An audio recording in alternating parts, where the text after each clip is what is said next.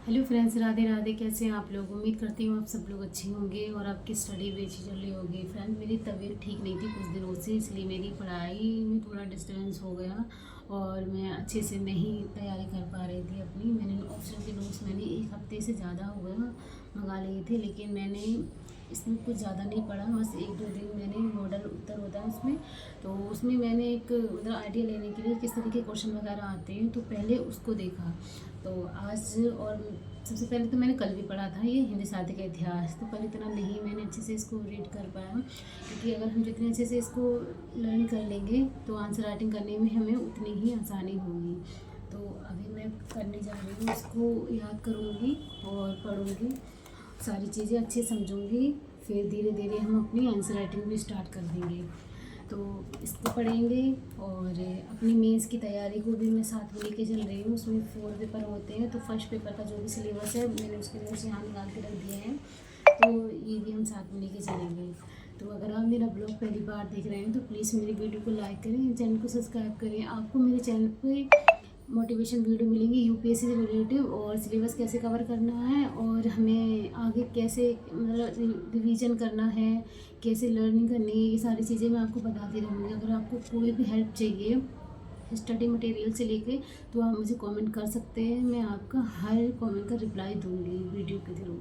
चलो वो हम बढ़ते हैं आगे और कर लेते हैं पहले हिंदी साहित्य की रीडिंग।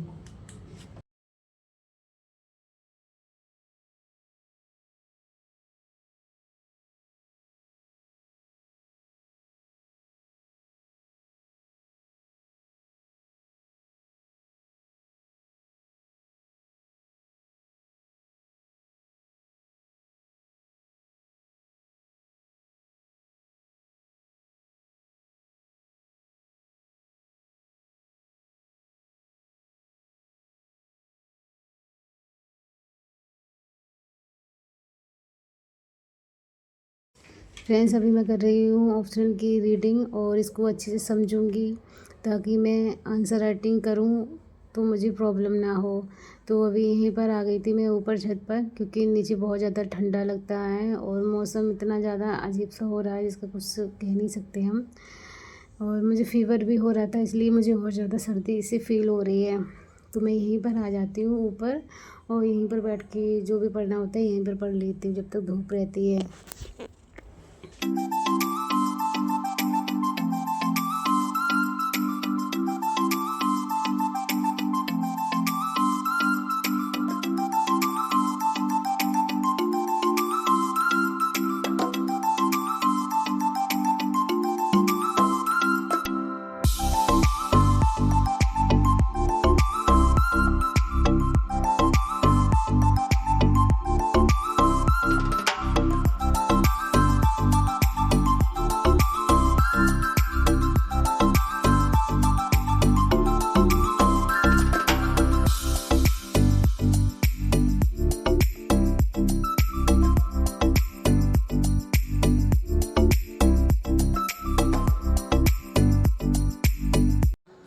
तो फ्रेंड्स, मैं नीचे आई और नीचे आके मैंने प्रीवियस ईयर की जो सॉल्ट पेपर की बुक है हमारी पीटी की, तो उसी को मैंने देखा, क्वेश्चन वगैरह उसके लगाए, और ये रिवीजन के लिए बहुत अच्छी है। यानी कि अगर आप प्रारंभिक परीक्षा की यानी कि प्रीलिम्स की तैयारी अच्छे से कर रहे हैं तो ये बुक आपको ले लेनी चाहिए। और इसके बाद एक और बुक है मेरे पास मृणाल सर की, ये कंप्लीट करने के बाद फिर मैं उसको मतलब देखूँगी।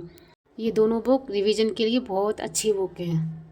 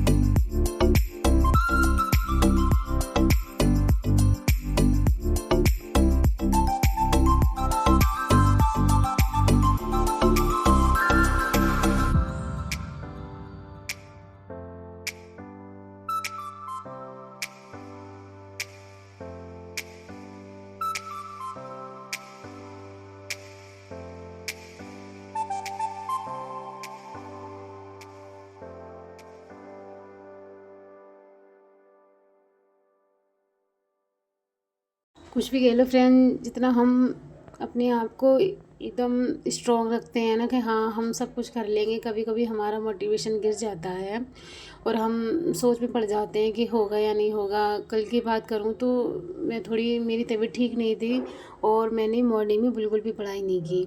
तो इतनी में ही मैं बहुत ज़्यादा अजीब अजीब मेरे माइंड में थॉट आने लगे कि कैसे होगा। अभी तो कुछ भी नहीं हुआ है, सिर्फ बेसिक बुक ही पढ़ी हैं, आंसर राइटिंग भी करनी है और प्री की तैयारी भी करनी है, टेस्ट सीरीज वगैरह भी लगानी है। और तबीयत अगर मेरी ख़राब हो जाए ना तो मुझे टेंशन होती है अपने एग्ज़ाम की। तो मैं यही कहूँगी कि आप अपना ध्यान रखें जिससे कि आपकी पढ़ाई में कोई भी डिस्टर्बेंस ना हो और आप अपनी पढ़ाई को अच्छे से कर पाएँ। क्योंकि सपना अगर आपने कोई देखा है और अगर आप इस फील्ड में आना चाहते हैं या आ गए हैं और आपकी तैयारी फुल तैयारी हो गई है, तो अगर बीच में अगर कहीं पर भी ब्रेक लगेगा ना तो आपका मोटिवेशन डाउन हो जाएगा। और फ्रेंड, ये कोई एग्ज़ाम एक दो महीने का नहीं है, जैसे कि एक दो महीने में हमारी प्रिपरेशन कंप्लीट हो जाती है। ये एग्ज़ाम बहुत ज़्यादा लंबी जर्नी होती है और ये चलता रहता है। अगर हमारा प्री पहली बार में क्वालिफाई नहीं हुआ तो सेकंड टाइम हम फिर से अपनी री प्रिपरेशन स्टार्ट करते हैं और फिर से हमें वही मोटिवेशन एनर्जी के साथ अपनी शुरुआत करनी पड़ती है। लेकिन आप हमेशा अपने माइंड में एक बात बिठा के रखना कि जो भी करोगे आप इसी साल में करोगे, चाहे आपके पास कितनी भी ऑप्शन क्यों ना हो, लेकिन आपको करना है। शायद आपने वो रील देखी होगी, वो रील मुझे बहुत ज़्यादा मोटिवेट करती है। वो सुना है आपने कि अगर आप अपनी फैमिली को माइंड में लेके अगर आप पढ़ाई करोगे ना तो आपका मोटिवेशन कभी डाउन नहीं होगा, आप हमेशा एनर्जी से भरे रहेंगे। तो हमेशा तैयारी जब करने बैठो, अपनी स्टडी टेबल पर बैठो, कहीं पर भी आप बैठ के पढ़ाई करते हैं तो हमेशा अपनी फैमिली के बारे में एक बार ज़रूर सोचना कि आपको अपनी फैमिली को क्या देना है, क्या उन्हें उनकी लाइफ को सुधारना है आपको, या फिर जो मतलब जिस कंडीशन में अभी वो जी रहे हैं जैसे हालातों में वैसे ही रहने देना है। अगर आप ये सोचेंगे ना उनके बारे में तो आपके अंदर और ज़्यादा एनर्जी आएगी पढ़ने के लिए, और ज़्यादा मोटिवेट फील करेंगे।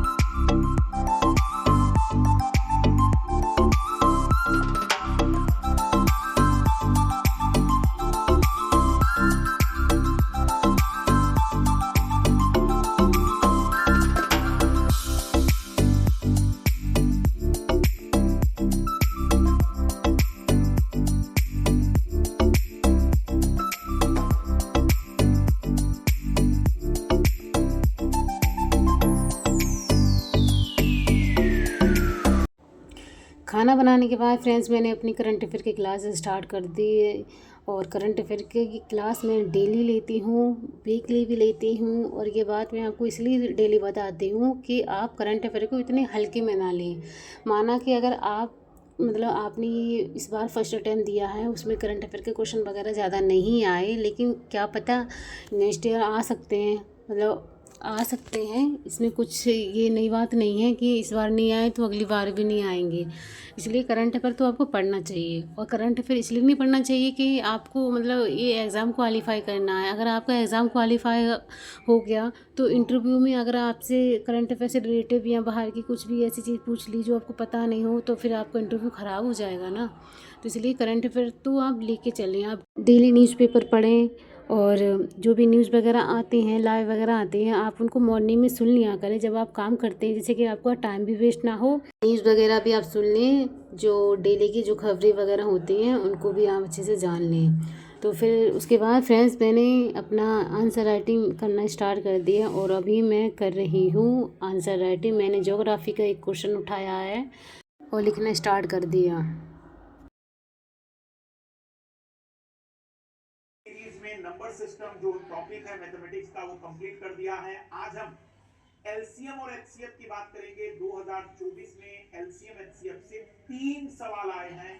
छोटा टॉपिक होने के बावजूद भी पिछले कुछ समय से इससे नंबर ऑफ क्वेश्चन ज्यादा पूछे जा रहे हैं। लास्ट में मैंने फ्रेंड्स अपनी सी सेट की क्लास लेनी स्टार्ट कर दी। और सर ये सी सेट मतलब अच्छे से पढ़ाते हैं। ये ऑल सब्जेक्ट जो भी सब्जेक्ट है ना, ये समझ लो सर घोल के पिला देते हैं। अगर कोई अच्छे से पढ़ने वाला बच्चा हो ना, तो वो इनकी क्लास से ही अपना पहला एग्ज़ाम तो क्वालिफाई कर ही लेगा, अगर वो बहुत ज़्यादा सीरियस है तो ये सर बहुत अच्छा पढ़ाते हैं। फ़िलहाल मैंने अपनी यूपीएससी की आधी से ज़्यादा अपनी पढ़ाई सर से ही कंप्लीट की है। और सर ने ही मतलब ज्योग्राफी, हिस्ट्री जो भी मतलब सब्जेक्ट मैंने कंप्लीट किए हैं, सर की क्लास से ही किए थे।